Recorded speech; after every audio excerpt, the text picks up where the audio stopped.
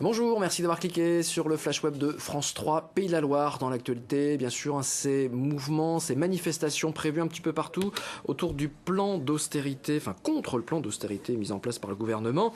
Donc pour l'emploi et les salaires, c'est un des mots d'ordre de la manifestation, par exemple de Nantes. Vous voyez les images de Nantes en toute fin de matinée. Il y a d'autres manifestations prévues dans d'autres villes de la région. Plus de précisions sur notre site. Notez qu'il y a aussi des perturbations dans les transports à la SNCF ou encore dans les réseaux de transport en commun urbain. Pas mal de problèmes aussi dans l'accueil des enfants. Dans certaines écoles, il n'y aura pas de repas service midi. Donc plus d'infos en images, des horaires également de manifestations sur notre site www.france3.fr puis région Pays de la Loire.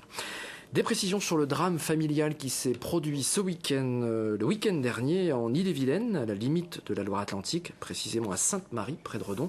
Le père de famille qui a tué ses deux enfants avec sa carabine avant de la retourner contre lui, eh bien cet homme, âgé de 37 ans, était professeur d'agronomie dans un centre de formation professionnelle à Nozay, en Loire-Atlantique.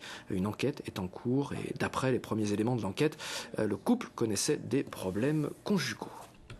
Un tour cycliste avec au départ 45 greffés, une première en France au départ de Nantes aujourd'hui, et au départ ce matin il y avait l'une de nos équipes qui nous a envoyé cette photo.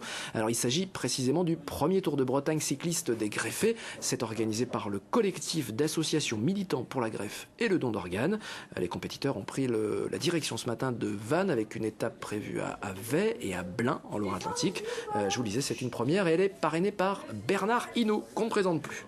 Une image pour terminer, c'est le plus vieux morceau de bois du monde. Il a été découvert et il est étudié dans le Maine-et-Loire. Attention, il a 407 millions d'années. Il ne s'agit pas d'un tronc d'arbre bien conservé, vous le voyez.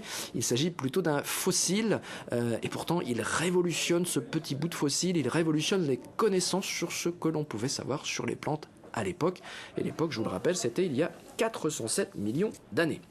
C'est la fin de ce flash, n'hésitez pas à le partager. Je vous retrouve en fin d'après-midi pour la mise à jour de ce flash, en fin d'après-midi, ou avant si l'actualité le justifie. Je vous souhaite un très bon début d'après-midi, à tout à l'heure.